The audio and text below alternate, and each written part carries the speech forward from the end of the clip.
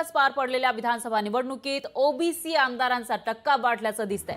2019 मध्ये कुणबी मराठा वगळून 40 ओबीसी आमदार होते। आता 30 ओबीसी आमदारांची संख्या 78 इतकी झालेली आहे, म्हणजे जवळपास डबल झाली असं म्हणता येईल। तर ओबीसींच्या तुलनेत मराठा आमदारांची संख्या मात्र घटलेली आहे। मागच्या विधानसभेत 118 सर्वपक्षीय मराठा आमदार होते, ती संख्या आता 104 इतकी झालेली आहे।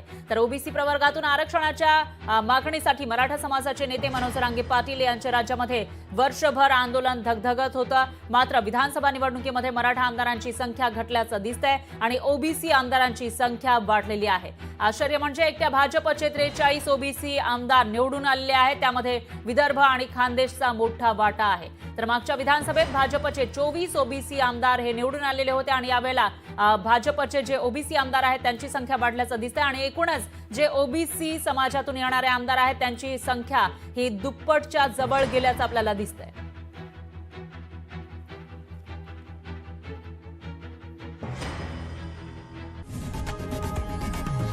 लोकशाही मराठी ऐका, पहा, जागरूक रहा।